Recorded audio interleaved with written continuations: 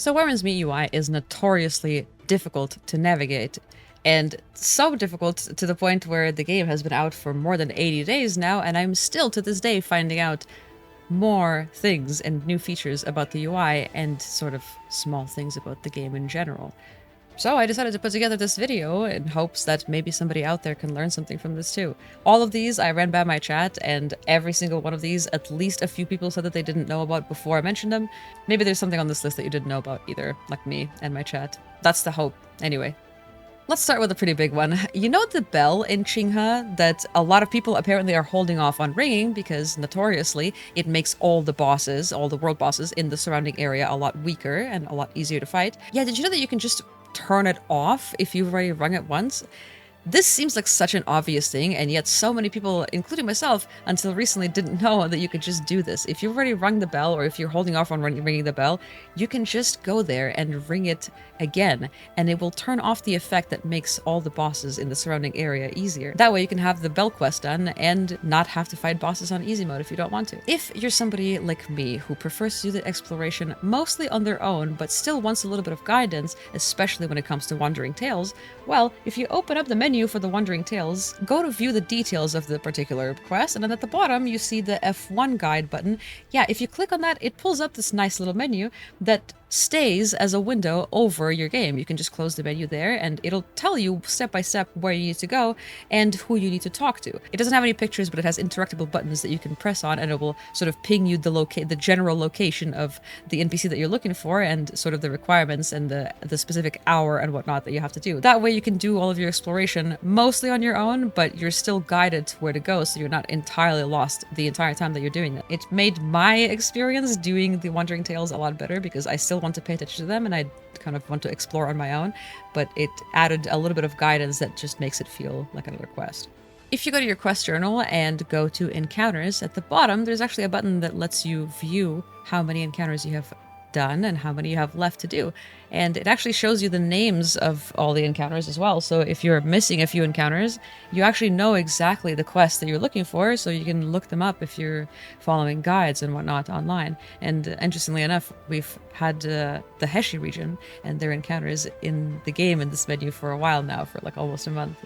On the topic of exploration, if you're doing your exploration for a particular zone, specifically with sentient beings, there is a section in a lot of them for old friends, which pretty much means those AI NPCs with the AI-based chat that you have to talk to and kind of befriend, depending on their situation. If you know you're looking for a specific NPC or you're missing one in a particular zone and you just can't seem to find it, it turns out if you just open your map and on the right click the icon of the person with the hat, it will highlight the entire map with just the NPCs that have the AI-based chat implemented. That way you can see where nearby that NPC is. If you hover over them, it shows you their name, and if you already befriended them, it shows you their actual icon, whereas the gray sort of incognito figures are the ones that you have not yet befriended. A lot of people, especially at the start of the game, had the fear that they have accidentally dismantled one of their antiques. Antiques, pretty much in this game, they're meant for exploration. There are pieces of gear that have very lore-related tooltips on them and kind of descriptions. However, in the game, mechanically, they're still considered pieces of gear, so for all intents and purposes, it is very easy to kind of overlook it and accidentally dismantle one of them. If you think that you're one of those people, there's actually an NPC that can help you with that. At Halo Peak, there's a monk here that you can talk to, and after befriending him for a little bit, you can ask him about the past. And if you have accidentally in the past dismantled any of the relics, he will allow you to bring them back, so to speak, from the dead. That way, if you are somebody who is worried about 100%ing everything, like all of your zones and all of your explorations, but you're worried that you might have dismantled something, this NPC and his big incense furnace will help you restore anything that you might have dismantled that is considered an antique in the game. You might have noticed that some of the skins in the game have this scissor icon on them.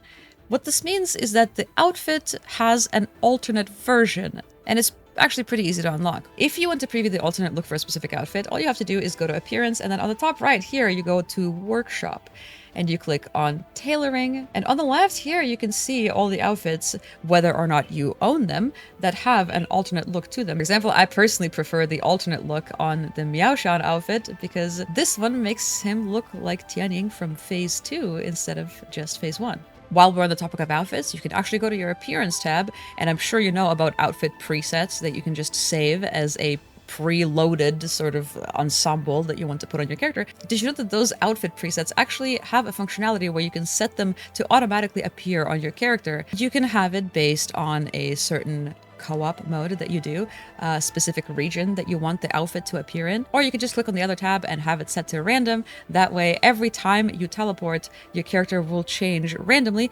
between any of your saved outfit presets.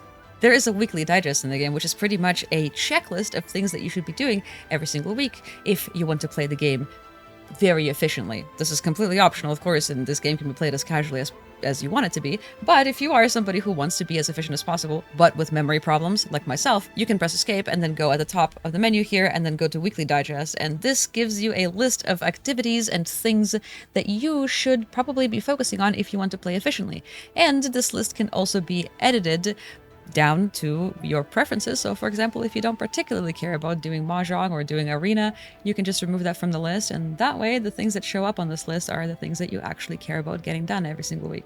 If you are desperately looking to improve your mastery score, then there's a button right next to it, actually, that you can click on that will give you a visual preview of where your gear is great and where you can have a little bit more mastery if you focus on it.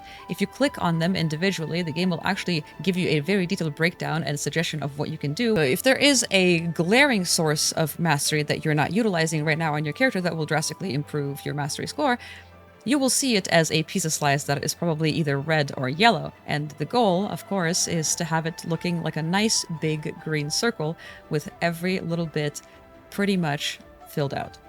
And the last one on the list is for my lore Andes. Apparently, a lot of people didn't know about this menu existing both on NA and on China, so I figured I would include it in here. If you want to keep track of all the relationships between all of the different characters, you can go to this menu, and then on the left, if you go all the way down, you can create your own board where you can plop down all the characters that are available to you on your journal and create these sort of drawstring relationships between them, and you can customize the name of the relationship between them too. I found it to be pretty helpful personally, and if you need proof that I've been using it, there you go. This is mine just for the relationships between the Qingha characters.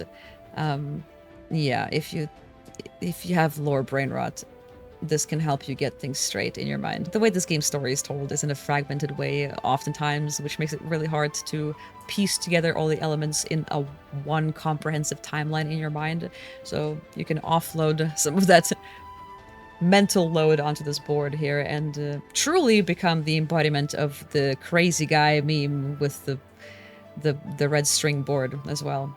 This has been me since the game pretty much came out, so now this can be you as well. I hope there's at least one thing on the list that you didn't know about prior to watching this video, and if you knew everything already, then sorry for wasting your time. Follow me on Twitch. I stream Wormers Meet every single day at twitch.tv/LaufieLOL. Thank you for watching the video all the way until the very end. Leave a like, subscribe, comment. I appreciate your support, and I'll see you in the next one. Goodbye.